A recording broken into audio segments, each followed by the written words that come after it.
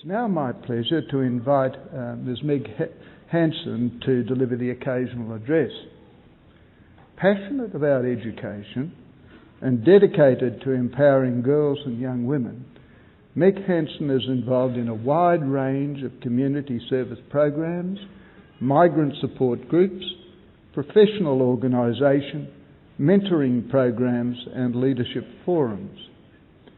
She is the principal of Lauriston Girls' School and has occupied that position since 2000.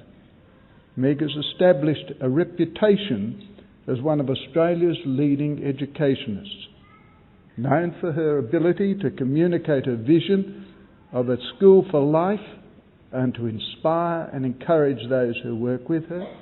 Her leadership style reflects a deep commitment to ideals of inclusion, equality and personal empowerment. A graduate of Otago University with a bachelor's degree in literature and philosophy and a master's thesis on Doris Lessing, Meg has written widely on change management, technological change, business development, gender issues in education and leadership. Victoria University is honoured to have Meg as a new member of our council. Please welcome Ms. Meg Hansen.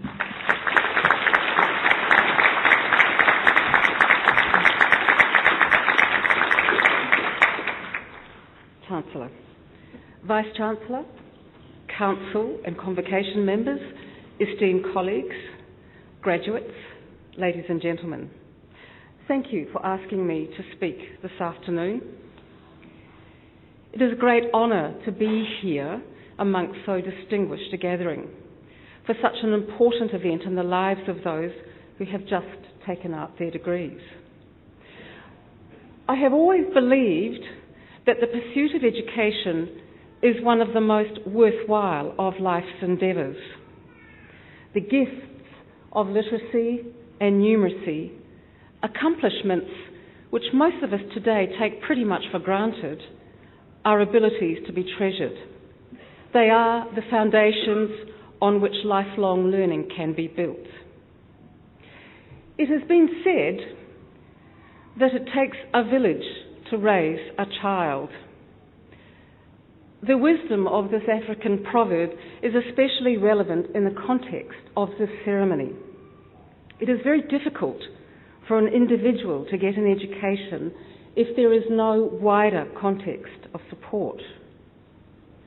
At a macro level, this means that the society as a whole is prepared to invest very considerable resources, not only in schooling, but in the provision of institutions of higher learning, such as this university.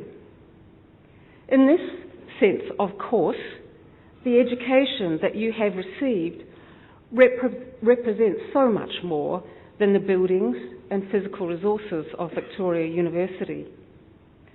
The degrees earned by each and every one of you today are a testament to the support provided by your families and friends, the academic and administrative staff of the university, and by a culture which provides unprecedented access to educational opportunities. My own passion for learning has its origins in my family life, and it is to my parents and grandparents that I owe so much in this regard. Both my parents wanted to go to university, but were prevented by the impact of two cataclysmic events, the Great Depression of the 1930s and the Second World War. With older brothers and sisters joining the war effort and a chronic shortage of teachers at home, my parents' education was seriously compromised at secondary level.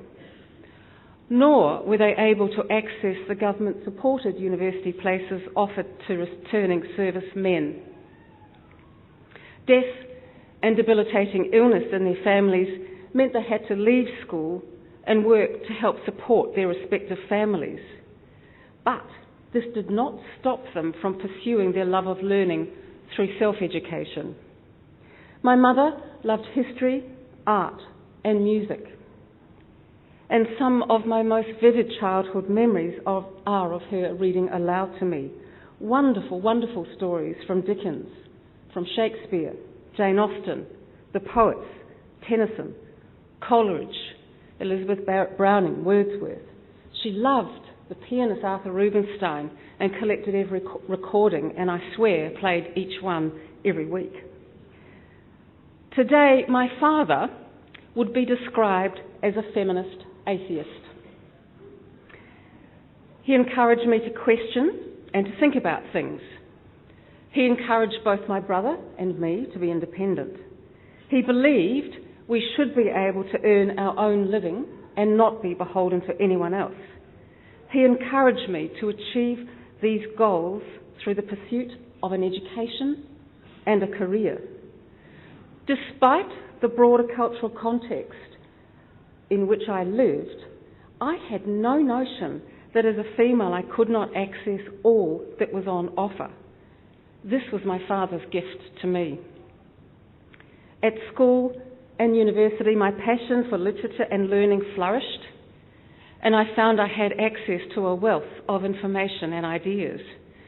Yet as I became involved in university life, I continued to wonder why women were so conspicuously absent from the subject matter of my courses and from reading lists and general discussions.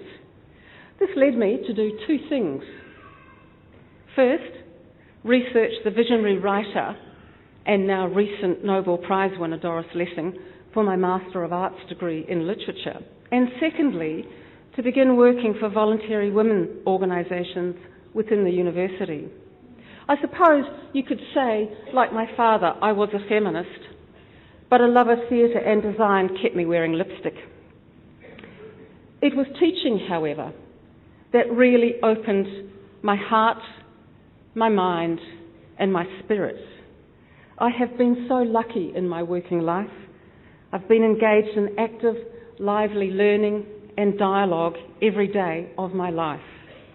I have worked with young people from most nations on earth, and I know that as humans, irrespective of our gender, of our race, of our religion, of our relative wealth, we are all bound by what the anthropologist Edmund Hall identifies as a drive for learning so strong that it surpasses all other impulses.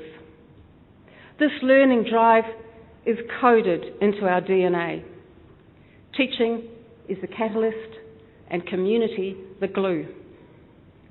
Today, access to education for men and women is taken pretty much as a given in a country like Australia.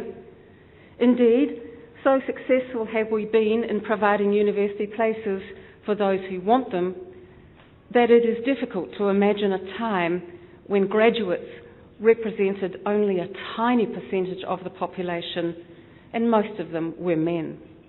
By contrast, for this generation, the dramatic social changes of recent decades, the rapid expansion of the tertiary sector, and the many opportunities provided by places like Victoria University have opened doors where once there were only walls.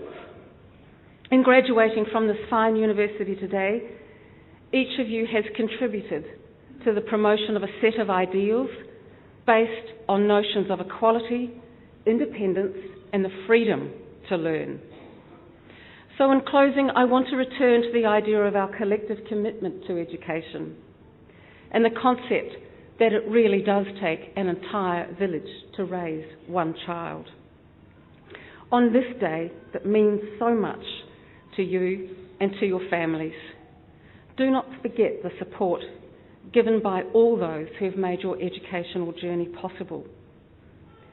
Remember that your education has done much more than award you a degree.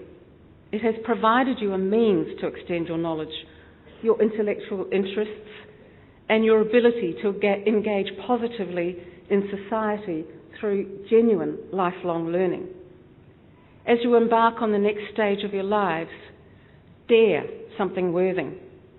For as Mark Twain so insightfully observed, and I quote, 20 years from now, you will be more disappointed by the things you didn't do than by the ones you did. So throw off the bow lines, sail away from the safe harbour, catch the trade winds in your sails. Explore, dream, discover. This is a day of considerable significance in your lives, and one that you will look back on in the years to come, I know, with a great deal of pride and a real sense of what you have accomplished. My best wishes and congratulations to you all.